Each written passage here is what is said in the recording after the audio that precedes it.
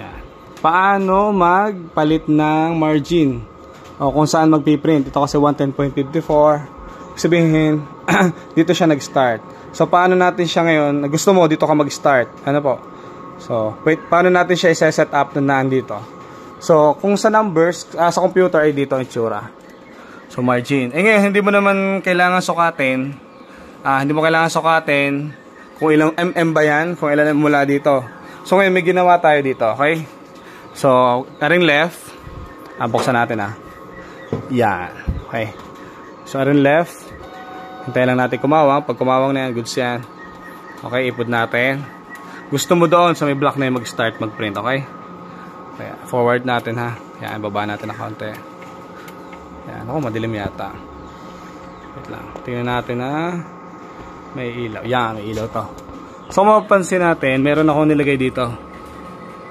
Yan, di yata kita sa camera. Guhit. Kuhanin ko lang tong lapis. Nagpinta. May nilagay akong guhit dito. Dilim. Ito. Yan.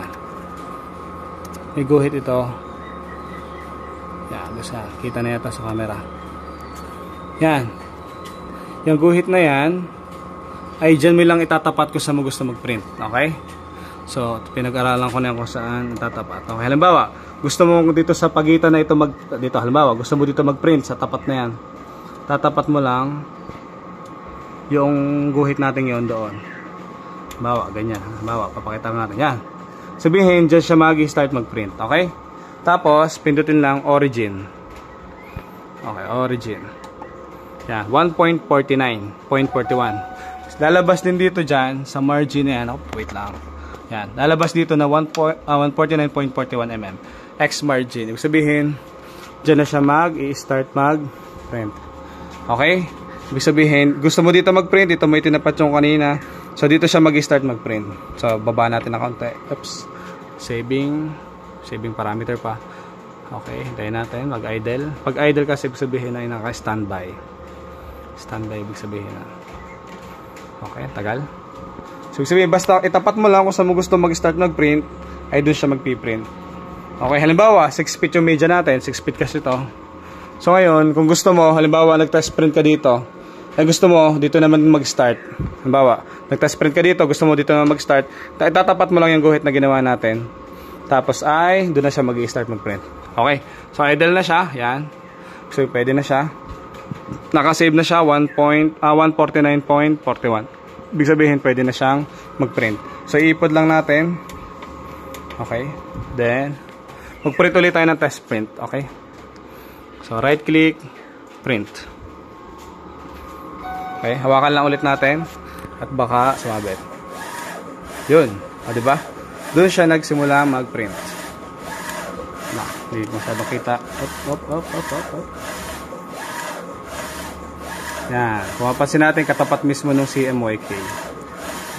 Bukasan na natin. Hintik pang malaglag sa gilid. Okay. So, kung mapansin natin, dito tayo naguhit, doon siya nagsimula. Okay? Ibig sabihin, tama yung ating ginawa. Okay? Ibig sabihin, kung gusto mo naman dito, itapat mo lang yung guhit na ginawa natin doon. Yan, yung guhit na yan. Itapat mo lang yan doon. Kung saan mo gusto magsimula. Tapos doon na siya mag-i-start. Okay? So walang fix na sukat dito sa atin pagdating sa sublimation. Kasi iba't iba ang media ang ginagamit natin, iba't iba ang halimbawa gumamit tayo ng 3 feet na sukat. Ang mangyayari diyan, pwede natin ilagay sa gitna o dito tayo magsisimula. Ilagay natin sa gilid, dito tayo magsisimula. Ilagay natin sa dulo, dito tayo magsisimula. So iba't ibang media natin dito kaya walang hindi fix ito. Kumbaga, itatapat mismo natin yung guhit na ginawa natin para doon magsimula. Okay, so laging may ganito. Yan. CMYK, yan ay safety para hindi mabarahan yung tinta. Kasi halimbawa, magpiprint lang solid black at saka white. So hindi na to magpiprint. Pagka walang ganito, ay mababarahan yun. Kumbaga, iinit, baka uminit yung head, uminit ang platen, kung ano mang uminit, matutuyuan. So kailangan laging may ganito. Para at least ay lagi nagpiprint yung CMYK o yung mga heads. Okay?